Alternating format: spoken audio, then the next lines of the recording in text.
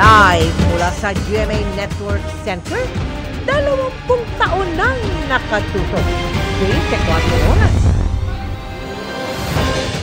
Magandang gabi po, Luzon, Visayas at Mindanao. Tinawag ni Pangulong Bongbong Marcos na aksaya lang sa panahon ang usaping pagpapa-impeach kay Vice President Sara Duterte. Kasunod dyan ang pagkumpirma ng Pangulo sa nag-leak na text message kung saan sinabi niyang kung isasaalang-alang ang lahat ng bagay, hindi importante si VP Sara. Nagpaabot din ng mensahe ang Pangulo sa mga sundalo kasunod ng pagkwestiyon ni dating Pangulong Rodrigo Duterte sa patuloy na pagsuporta ng militar kay Marcos. Nakatutok si Chino Gaston. This is not important. This does not make any difference to even one single Filipino life. So why waste time on this? Si Pangulong Bongbong Marcos na ang nagsabi, aksaya lang sa panahon ng gobyerno kung maglulunsad ang Kamara ng impeachment complaint laban kay Vice President Sara Duterte. Tugon yan ng Pangulo sa tanong ng media sa kanyang pagpunta sa pamamahagi ng Certificates of Condonation and Release Mortgage sa mga agrarian reform beneficiaries sa Lucena City, Quezon Province. Sa gitna ito ng lumabas na text message ng Pangulo sa hindi tinukoy na umano'y mga lider ng Kongreso. Pagkumpirma ng Pangulo, totoo ang mensahe kung saan sinabi niyang kapag isasaalang-alang ang lahat ng bagay, hindi importante si VP Sara. Kaya wag na daw maghain ng mga impeachment complaint dahil makakaabala lang daw ito sa tunay na trabaho ng pamumuno para pagandahin ang buhay ng mga Pilipino. Well, it was actually private communication, but nalik na, yes. Because that's really my opinion. What will happen to if somebody files an impeachment? It will tie down the House, it will tie down the Senate, it will just take up all the time, and for what? For nothing. For nothing. None of this will help improve a single Filipino life. As far as I'm concerned, it's a storm in a teacup. Tinanong din ng Pangulo sa pahayag ng bise na umabot na sa point of no return ang relasyon nilang dalawa. Sir, have you reached the point of no return with VP Sara, sir? Never say never. Kasunod na pinuntahan ng Pangulo ang mga sundalo sa loob ng Camp General Guillermo Nakar. Sa kanyang talumpati, pinuri ng Pangulo ang ambag ng AFP Southern Command sa counterinsurgency at pagtugon sa mga nagdaang bagyo. May mensahe rin siya sa mga sundalo. Huwag kayong nalilil lang sa mga nangyayari. Let's stay focused. Pare-pareho tayo. Ako, ganun ang kanilang isip. Pagka maraming maingay na nangyayari, iniisip ko lagi, ano ba talaga trabaho ko? Trabaho ko ba yung makipag-away dyan? Trabaho ko ba makapag-debate dyan sa mga walang kwentang bagay? Let's keep that mission clear in our mind. And kung nadidistract tayo, siyempre maraming sigaw, maraming ingay. Pag nadidistract tayo, at sabi ko, paano na ito? Ay, madali yan sagot dyan. Ano ba mission ko? Yun ang tutuparin ko. Ang pahayag ng Pangulo ay kasunod ng pagkwestiyon ni dating Pangulong Rodrigo Duterte sa patuloy na suporta ng militar kay Marcos. Sabi ni Duterte, kamakailan may mali sa pamamahala ng bansa na tanging militar lang ang makakapagtuwid. Para sa GMA Integrated News, Chino Gaston, nakatutok, 24 oras. Itutuloy pa rin ng Makabayan Bloc sa Kongreso ang paghahain ng impeachment complaint laban kay Vice President Sara Duterte sa kabila ng opinyon laban dito ni Pangulong Bongbong Marcos. Ang sabi ng grupo ng mga kongresista, hindi raw dapat diktahan ng Malacanang ang Kongreso kung paano gagawin ang mandato nito para mapanagot ang mga tiwaling opisyal ng gobyerno. Ang pahayag ng Pangulo ay pagpapakita raw ng weak leadership o mahinang pamumuno. Dagdag ng grupo, naghahanda na sila para sa impeachment dahil kailangan umanong managot ng Vice President sa usapin ng confidential funds at iba pang anomalya umano sa kanyang tanggapan. Pero ayon naman kina Senior Deputy Speaker Aurelio Gonzales, Deputy Speaker J.J. Suarez at House Majority Leader Manix Dalipe, wala sa agenda ng Kamara ang impeachment proceedings. Iniurong sa Desyembre ang pagsisiyasat ng NBI kay Vice President Sara Duterte matapos niyang hindi sumipot ngayong araw. Binatikos ng ilang kongresista ang hindi pagdalo ng pangalawang Pangulo. At nakatutok si John Consulta. Handang-handa na sana ang NBI para salubungin si Vice President Sara Duterte kanina sa kanilang tanggapan sa Pasay City para sa kanilang investigasyon ukol sa mga sinasabing banta ng bise laban kay Pangulong Marcos, First Lady Liza Marcos at House Speaker Martin Romualdez. Pero sa huli, no show ang Vice Presidente. Sa halip, abogado niya ang dumating, bit-bit ang sulat na nagsasabing di makakarating ang bise. Our client will not be able to appear at our scheduled investigation as she will be attending to office matters requiring her urgent attention as a consequence of the ongoing House of Representative Committee on Good Government and Public Accountability inquiry into the office of the Vice President. Matatanda ang unang sinabi ng bise na di siya makakapunta sa NBI dahil kasabay nito ang pagdinig ng House Committee na nag-iimbestiga sa confidential funds ng OVP at DepEd. Pero ang komite, kinansila ang pagdinig para magbigay daan sa NBI. Yung pagka-cancel ng House yesterday came in late daw. Late na yan na natanggap. So she is not ready for the NBI investigation. Dahil dito, itinakda ng NBI ang December 11 bilang bagong petsa para makapunta sa kanila si VP Sara. Bakit ganun kalayo? Para mabigyan siya ng pagkakataon na mag-prepare. Pero sa sulat ni VP Sara, nakasaad ang ilan sa kanyang request sa NBI. Meron siyang request, a clear copy of the complaint filed against her, the documents initiated sa investigation, at yung mga possible questions na aming itatanong sa kanya. Yun pong pagbibigay namin ng possible question ay pinag-uusapan pa nga namin. Hindi pa yun ang final na aming magiging action. But then, a-appraise namin siya kung ano yung iniimbestigahan namin. Ayon sa NBI, si sentro sa dalawang bagay ang kanilang magiging pagtatanong kay VP Sara. Ang iniimbestigahan namin, yung video clips where nag-threat siya na may nakausap na siyang tao na papatay kay Presidente, sa First Lady at sa Speaker. At yun ay gagawin pagka siya ay namatay. Yun, i-clarify nating maigi yun. Ang hinihingi lang namin, justification, bakit nasabi mo yan? Reason, bakit nasabi mo yan? Anong background, bakit nasabi mo yan? Lahat tatanungin namin sa kanya. May claim din siya na there is a threat on her life. Vice President siya, imbestigahan din natin yan. Tatanungin namin siya, sino ba yung pinaghihinalaan mo? Kung ano, may ebidensya ba tayo? Bukod kay VP Sara, may iba pa mga personalidad ang ipapasupina ng NBI kaugnay sa gumugulong na investigasyon. Kabilang dyan ang ilang kasama niya sa Zoom press conference. Giit ng NBI, patas ang kanilang magiging pag-iimbestiga sa usapin na may kaugnayan kay VP Sara. Pero sakaling muling hindi makarating ang Vice Presidente sa December 11, ayon sa NBI, sa December 11, comes December 11, notified siya for example at ayaw niya pa rin magpunta, we cannot force her. Baka naman may reason kung bakit hindi na naman makakarating. Depende po sa reason. Dumating ang December 11, wala man lang pinadalang request for extension for valid reason, then we will consider that as a waiver on her part and then we will proceed with our final report. Ang di pagharap ni VP Sara sa NBI ngayong araw, binatikos ng Vice Chairman ng House Committee on Good Governance and Public Accountability na si Congressman Joy Kong-hoon. Imposible ngang hindi alam ng Office of the Vice President, no, yung cancellation na nangyari kahapon. This is another palusot. Dito natin nakikita na pag ikaw ba makapangyarihan at mayaman, hindi ka na kailangang humarap. Ganito rin ang sabi ni House Deputy Majority Leader Paulo Ortega, sa di pagsipot ng bise, hindi raw leadership kung pagiging arugante ang kanyang pinakita. Sinusubukan pa namin makuha ang panig ng NBI at ni VP Sara ukol dito. Para sa GMA Integrated News, John Consulta, nakatutok 24 oras.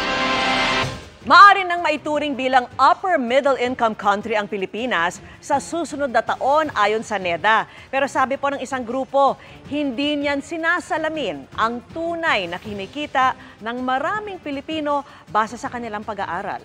Nakatutok si Maki Pulido. Sa loob ng halos 4 na dekadang pamamasada ng jeep ni EJ Flores, paliit lang daw ng paliit ang kinikita niya. Dati kumikita kami ng halimbawa mga 700. Ngayon nasa mga 500 na lang. Halos hindi na raw nila matustusan ang mga pangangailangan nila ayon sa kanyang misis. Pahirap ang buhay. Kagaya namin, ang biyahe namin ay pahirap. Pero sabi ng National Economic Development Authority o NEDA, sa susunod na taon, 2025, maaaring maituring na ang Pilipinas bilang isang upper middle income country. Ibig sabihin, ang average income ng bawat Pilipino nasa $4,256 o nasa higit 246,000 pesos kada taon, batay sa sukatan na itinakda ng World Bank. Ang basis nito is not GDP per capita, no? It is gross national income. And in the last few years, our gross national income is growing faster than our GDP. Pero ayon sa Ibon Foundation, hindi niyan sinasalamin ang tunay na kinikita ng maraming Pilipino. Ang ibig sabihin lang naman daw niyan, malaki kumita ang pinakamayaman sa bansa, kaya't nang paghati-hatian ng lahat ng Pilipino, parang tumaas ang average annual income. Sa pag-aaral ng grupo, 2% lang ng mga pamilyang Pilipino ang kumikita ng 500,000 hanggang higit 10 million pesos kada buwan, habang ang 66% ng pamilyang Pilipino kumikita ng mas mababa pa sa 26,000 pesos.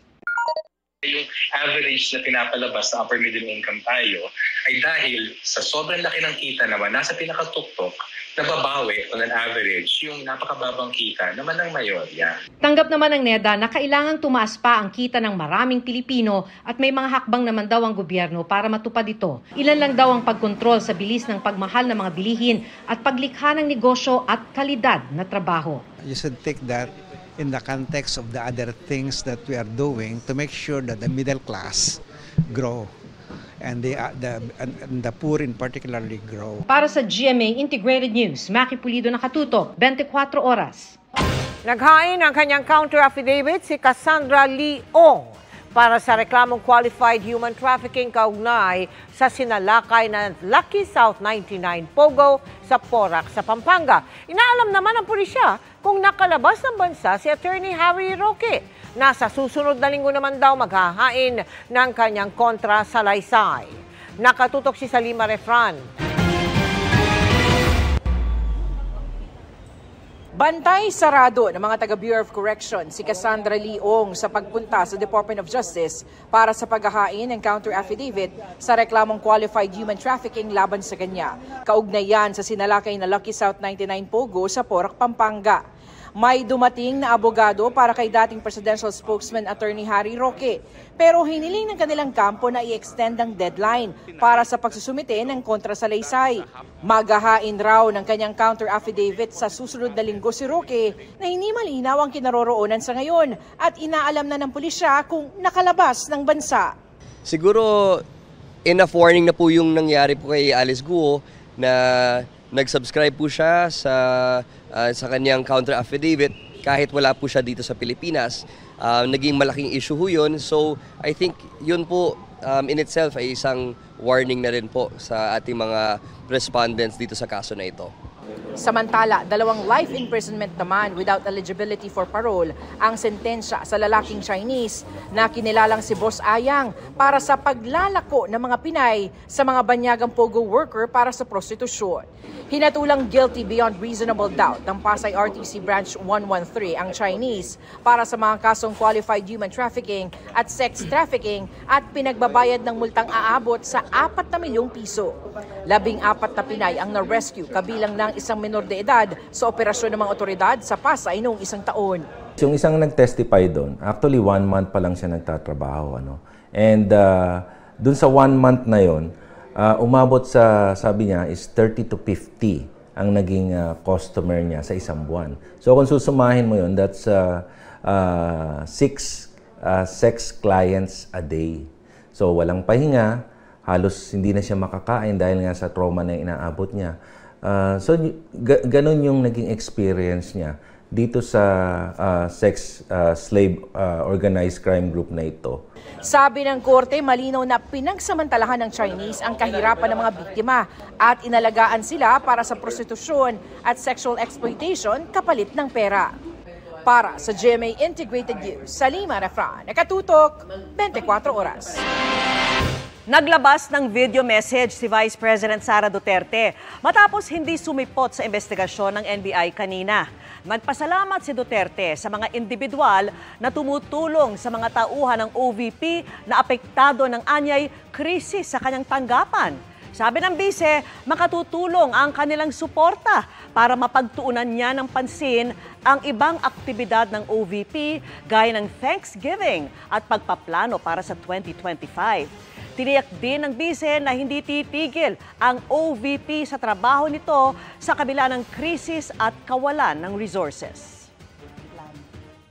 We assure the Filipino people that even in times of crisis and without resources, we shall stand tall, strong, and resilient in our service to the Filipino people. We will not break. Nagbabala sa publiko si Sparkle star Elijah Alejo matapos siyang ma-hold up habang papasok sa kanilang campus. Na-hold up ako kaninang madaling araw. Biglang may tumutok sa tagiliran ko. Sinabihan ako na ibigay ko yung wallet ko. Kwento ni Elijah, halos kabababa niya lang ng sinakyang motorcycle taxi sa harap ng kanilang campus nang may nanutok sa kanyang tagiliran na tila matulis na bagay. Sa takot, hindi na raw nakalaban si Elijah at ibinigay na lang ang hinihingi ng suspek. Advice ni Elijah sa mga nagko-commute, palaging mag-ingat sa biyahe.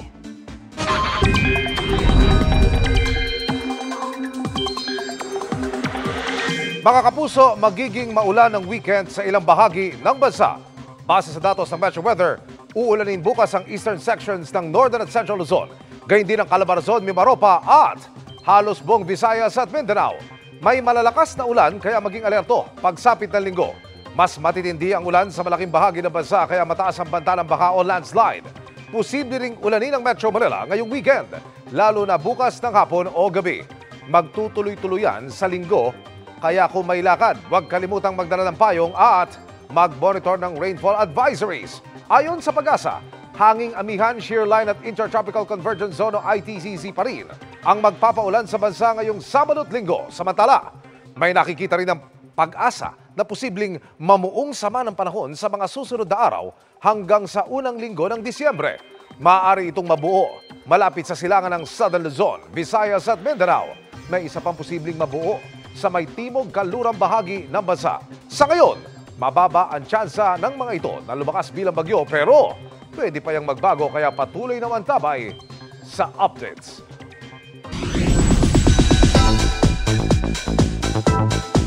Mabilis sa chikan tayo para updated sa Showbiz Happenings. Weekend na puno ng trivia, learnings at trending topics baka mo? Sagot na yan ni Kuya Kim simula bukas. 10:45 a.m. dito lang sa GMA Network. Mapapanood na ang dami mong alam, Kuya Kim. Last leg na ng Hello Love Again Tour at pa-Dubai ngayon sina Alden Richards at Catherine Bernardo para bisitahin ang ilang global Pinoys doon. Ano kaya ang feels ng dalawa ngayong magtatapos na ang promotions para sa film? Anything naman po na dumarating sa amin at the moment ngayon are just bonus. Parang additional blessings, you know, mas nagiging worth it lahat ng mga pagod at efforts namin for the film. And hindi lang po kami to, the whole team. We're just very grateful. We're excited to see our kababayans in Dubai. And parang nasa last stretch na kami, so tuloy ang laban. Matapos sabihan ni Ombudsman Samuel Martires si Justice Undersecretary Jessie Andres na manahimik na lang, direkta na raw nakipag-usap si Andres sa Office of the Ombudsman. Kahapon, sinabihan ni Martires si Andres na mag-shut up na lang matapos sabihin ng Justice Undersecretary na may kapangyarihan din ng Ombudsman na disiplinahin at imbestigahan si VP Sara. Dagdag ni Martires, may kapangyarihan din ng Ombudsman na mag-take over sa investigasyon ng anumang investigative agency. Pero sabi ni Andres, magkaroon lang daw ng miscommunication. Patuloy raw siyang maninindigan para sa hustisya, pambansang seguridad at sa rule of law. At sakaling i-take over ng Ombudsman ang investigasyon, irerespeto niya raw ito. Makikipagtulungan din daw ang NBI. Nag-communicate na po ako para hindi po through media but directly po sa opisina niya. Wala pong problema. Ako po ay rumerespeto. If mag-insist lang po sila to take over, will you cooperate, sir? Yes. Yes. Edi mas mabuti sila na mag-imbestiga na nakaligtas na kami. Palalawigin pa ng Agriculture Department sa piling pamilihan sa Metro Manila ang programa kung saan makakabili ng 42 pesos kada kilo ng bigas. Malaking tulong man, hindi raw yan pangmatagalang solusyon para sa mas murang bigas, ayon sa ilang grupo. Nakatutok si Darlene Kai. Bago matapos ang taon, magkakaroon na raw ng 42 pesos kada kilo na bigas sa piling mga pamilihan sa Metro Manila. Palalawigin na raw kasi ng Department of Agriculture ang Rice for All program kung saan direktang kukuha ang gobyerno ng bigas sa mga importer at trader. Sa kasalukuyan, nasa 45 hanggang 55 pesos ang presyo ng well-milled rice base sa pinakahuling price monitoring ng ahensya. Iniiwasan natin yan una para hindi tayo makipag-compete sa mga nagtitinda sa mga pamilihan. Pero dahil na rin sa hindi nga ganun kabilis ang pagbaba ng presyo sa inaasahan, so magkakaroon na ng pagkakataon. Pinag-uusapan pa raw ang eksaktong petsa at kung saan sa ang mga pamilihan mabibili ang mas murang bigas. Gagawin daw ng DA ang aksyon matapos hindi lubusang bumaba ang presyo ng bigas sa kabila ng pagpapatupad ng Executive Order No. 62 na nagpapababa sa taripa ng imported rice. May nakita tayo na tumalima, ibig sabihin sumunod, doon sa 42 hanggang 45 pesos na presyohan ng regular at well-milled rice. Pero may mga pamilihan din talaga na hindi pa rin talaga tumatalima. Pero sabi ng ilang rice retailer gaya ni Maribeth, wala silang magagawa kung mataas ang presyo ng ibinabagsak sa kanilang supply. Kung sobrang baba, hindi namin kaya yun. Saan kami kukuha ng pang-aabono doon? Kaya ba nilang ibalik sa amin yung puhunan? Para sa Sinag at Grupong Bantay Bigas, hindi pang matagalang solusyon sa pagpapababa ng presyo ng bigas ang Rice for All program at ang pagpapababa ng taripa sa bigas. Makikita natin, pipila yung mga tao dun sa 42 pesos and mauubos yung 42 pesos dun sa market. In the end of the day, yung makaka-benefit is hindi ganun kalaki. Ang production cost, yun ang dapat na tutukan. Tuloy-tuloy yung panawagan natin na palakasin ang ating lokal na produksyon sa pamamagitan ng subsidyo sa ating mga magsasaka. Sabi naman ng NEDA, nakatakda silang magsumite ng rekomendasyon sa Pangulo tungkol sa taripa sa bigas. The goal is to reduce that further. The prices are not completely in our control. We can only intervene in the short term, but over the long haul, it is best for the country to follow the trends in the market. Patuloy daw ang DA sa pagsasagawa ng mga consultation sa rice retailers, traders at importers ukol sa Rice for All program. Para sa GMA Integrated News, Darlene Kai, nakatutok 24 oras. Driver na nakipagmatigasan at ayaw isurrender ang lisensya at isang nagpakilalang pulis na dumaan sa EDSA busway ang kabilang sa mga sinita at tiniketan sa nagpapatuloy na operasyon ng MMDA. At nakatutok si Oscar Oida. Harangan mo, pre! Harangan mo! Ilang tauhan din ng Special Action and Intelligence Committee for Transportation o SAIC ang kinailangang humarang sa AUV na ito para lang mapahinto. Ilang beses daw kasi itong pilit na pinapahinto ng mga enforcer habang dumaraan sa EDSA busway sa Main Avenue Station sa Quezon City kagabi. Nakarehistro ang sasakyan sa DILG at nagpakilala nga ayon sa mga enforcer, nagpakilalang police daw siya from DILG. Kinumpiska ang lisensya ng driver at pinagbabayad siya ng 5,000 pisong multa. Yung driver, ang registered na residence niya is Venecia. So, apparently, parang hindi siya aware doon sa use ng busway, restricted use of the busway. Hindi na nakuna ng pahayag ang driver na pinakawala ng SAIC matapos tikitan. Sinusubukan naman namin kunan ng pahayag ang DILG kaugnay nito. Sa Chino Roses Avenue naman kaninang tanghali, inabutan namin tila nagkukulitan ang driver ng isang closed van at mga enforcer ng Makati PSD. Hindi raw kasi matikita ng mga enforcer ang driver pagkat ayaw daw nitong ibigay ang kanyang lisensya. Illegal daw na nakaparada sa lugar ang van ayon sa enforcer. Pinaalis na lang daw sana nila ito, pero nang balikan nila ay nandun pa rin. Ngayon, yung iba umalis. Bukod tangin na lang po, dalawa po yung amin natikita nyo. Ba't ayaw mo ibigay lisensya mo? May dahilan ba? May ginagawa ba silang mali? Ha? Kanina siya. Kalaunan, isinurrender din ng driver ang kanyang lisensya. May ilang pampaserong jeep rin ang nasita dahil iligal na pumarada sa parting ito ng Chino Roses sa may panulukan ng Taguig at Makati. Nag-CCR lang kasi ako, sir. Wala pang 5 minutes eh. Wala bro, sumakit lang tiyan ko. Alas 2 naman ng hapon, mga kagawad naman ng MMDA ang sumuyod sa lugar. Huli ang mga iligal na nakaparada, partikular yung mga nasa bahagi ng Taguig. Karamihan, mga motorsiklo. Meron at meron talaga makukulit. However, we can see naman yung constant changes na nakikita natin dito na unti-unti natatakot na rin yung mga tao dahil alam nilang every now and then merong operasyon ng MMDA, and also there is the other local traffic enforcers who are managing the traffic. So somehow makikita natin na na-instill natin yung takot nila sa batas. Wala daw balak tantanan ng MMDA ang lugar. Lalo't batid nilang maaaring pagwala sila sa lugar ay may magpupumilit pa rin pumarada ng alanganin. Every now and then, andyan po tayo, we will be constant sa ating mga operasyon.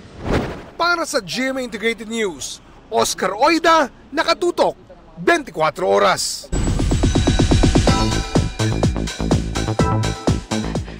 Suspect na may panglima ng anak. Ako ba yun? Ako yun.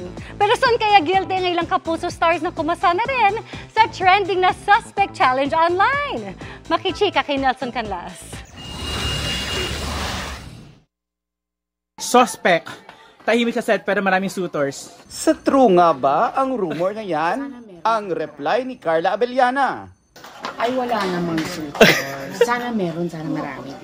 Pati si Bea Alonso, may say rin. Suspect, single daw pero may dinidate. Ha? Hindi totoo? Prangka kung prangka pero joke time lang daw yan ha. Kumasa kasi sa trending na Suspect Challenge ang Kapuso stars gaya ng Widow's Warcast. Wala ring ligtas sa trend si Royce Cabrera. Suspect, pogi, pero tinidor ng food prep sa set. Masarap eh, tsaka sayang. Ang cast ng upcoming action drama series na Batang Riles, may kwelang entry din. Suspect. Gusto magka-jowa pero ayaw ng commitment. Ha? Personal na yun. Suspect. Gym. Takot naman sa ipis. Labas din ang kulit ng mag-bestie na sina Valin Montenegro at Dasuri Choi. Suspect, ang ganda ng abs pero ang dibdib. Suspect, magaling mag-pick up ng steps pero hindi maka-pick up ng boyfriend. Sa mga laging galit naman dyan, baka suspect din kayo, kagaya ni Ashley Rivera. Suspect, repost ng inner peace, lagi namang galit. Nelson Canlas, updated sa Showbiz Happenings. Pagpupursigi na sinamahan ng panalangin. Yan ang naging susi ng halos 30,000 bagong nurses na pumasa sa Philippine Nurses Licensure Examination. Ang kwento ng tagumpay ng nanguna sa pagsusulit. Tinutukan ni Fe Marie Dumabok ng GMA Regional TV. Walang pagsidla ng kaligayahan ng mga PNLE top-notchers mula sa Cebu Normal University, lalo na ang first placer na si Charamy Cañizares, tubong Balamban, Cebu. Hindi raw niya inakalang magkatotoo ang aniyay minamanifest lang noong maging top-notcher. Nagtapos na magna cum laude si Charamy. I feel really blessed but I haven't really processed everything yet, so that's all I can say, blessed. Sa ngayon, may dalawa raw siyang pinagpipilian, ang maging ganap na nurse o magpatuloy sa adhikain na maging doktor. Para sa GMA Regional TV at GMA Integrated News, Fe Marie Dumabok, nakatutok 24 oras. 25 years and counting. Another milestone yan para sa longest-running morning show ng bansa, ang unang hirit na tuloy-tuloy ang pagpapasaya at pagiging bahagi ng bawat umaga ng ating mga kapuso. Ang ilan sa UH Barkada nagbahagi ng kanilang memorable kwentong UH. Yan ang chika ni Nelson Canlas. Sa loob ng 2.5 dekada, sa unang hirit, unang-una ka. Mistulang alarm clock na ng bansa ang longest-running morning show na unang hirit ng mga papasok sa eskwela at opisina. 5 araw sa isang linggo para makapaghatid ng pinagkakatiwalaang impormasyon, lalo na sa mga panahon ng sakuna, at magbigay saya sa araw-araw. Ang samahan daw ng UH Barkada, parang pamilya na. Paulit-ulit talaga tong video. Sasabihin ko Hindi ako nagko-comment. Ang cute ko kaya doon. Nakakala ng paritoke ko. Ang dami na. Aminin mo, mas pogi ka ngayon. Maraming salamat po, mga kapuso. Something's improved with age. Pero bagay din yung chubby chicks. Hindi po mura yan.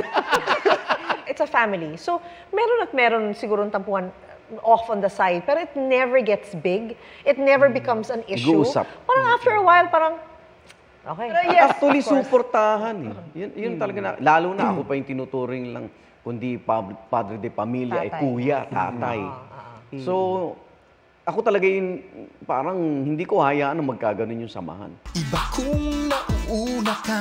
Silang araw ang ilan sa mga naging sandigan ng OG host na si Arnold Clavio nang makaranas siya ng hemorrhagic stroke nitong Hunyo. Hindi pa siya 100%. Kagaya nung dati, talagang may problem ako sa mga steps, mga stairs. Kaya lagi akong dikit sa wall. Biro mo 6 months dapat yung rehabilitation ko. Ginawa ko 3 months lang. Kinaya mo talaga? Tinawag ko sila, gusto ko nang bumalik. That's August, June nangyari to, August. Parang iba yung itutulong niyang energy sa akin para bumalik yung dating ako. Si Anjo Pertiera naman, binalikan ang pagsalanta ng bagyong Karina at Habagat sa kanilang lugar sa Marikina nitong Hulyo. Una kong tinawagan, si Daddy Igan. Sabi ko, Di, baka pwedeng pa-rescue kasi ang taas na ng tubig eh. Matindi raw ang naging puhunan ng mga unang hirit host sa kanilang ginagawa araw-araw. Hindi lang daw paggising ng madaling araw para humarap sa kamera, kundi pati ang pagmamahal sa mga nag-aabang at nagtitiwala sa kanila ang susi para piliting pang mas tumagal pa ang pagseserbisyo nila. Sa akin siguro gusto kong mabutan 100 years. Maaga ka naman siya. Hindi, parang nami-visualize ko nga eh. Para bang mabuhay ka hanggang gusto mo. Payat na ako nun kasi puto na lang ako nun. Nami-visualize ko kasi may time si Igan nakatungkod. Si Miss Lynn din, the other week nakatungkod. Aksidente ako siguro kung 25 Pero more ganyan years. pa rin itsura ni Lynn. Face card. Kung siguro 25 more years, sabay-sabay sila papasok nakatungkod, parang aalalayan namin sila, mga bata. Sobra ka naman. Di, sarap lang i-imagine. Mga bata talaga eh. Sarap lang i-imagine. Nelson Canlas, updated sa Showbiz Happenings. Christmas is in the air na rin sa lungsod ng Maynila, kung saan sabay-sabay pinailawan ang mga Christmas decoration sa iba't ibang landmark. Nakatutok doon live si Rafi Tima. Rafi?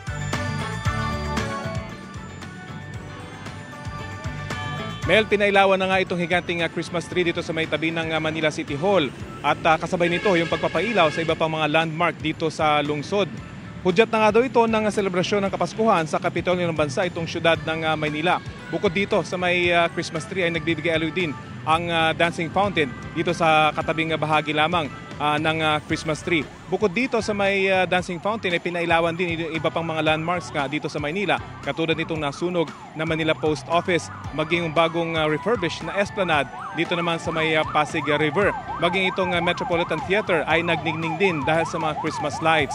Mahalaga daw, Mel, itong pagpapailaw sa mga landmarks dito sa Maynila dahil magpapasaya ito sa mga taga rito sa Maynila, lalo pat sunod-sunod yung naging dagok dito sa lungsod, lalo na yung malaking sunog dito sa may Isla Puting Bato. Kaya naman kasabay nitong pagpapailaw nitong mga landmarks dito sa Maynila ay magkakaroon din ng donation drive at dito yung mangyayari sa may Castilla. Kung yung mga magdo-donate, magbibigay ng donation ay ibibigay sa mga nasalanta hindi lamang nung malaking sunog sa Isla Puting Bato, kundi yung mga sunod-sunod na baha dulot na masamang panahon. Yan pa rin ang ulat mula dito sa Maynila. Mel? Maraming salamat sa iyo, Rafi Tima. Yan ang mga balita ngayong Biyernes. Mga kapuso, 26 days na lang, Pasko na. Ako po si Mel Tiangco. Ako naman po si Vicky Morales para sa mas malaking misyon. Para sa mas malawak na paglilingkod sa bayan, ako po si Emil Sumangil. Mula sa GMA Integrated News, ang News Authority ng Pilipino, nakatuto kami 24 oras.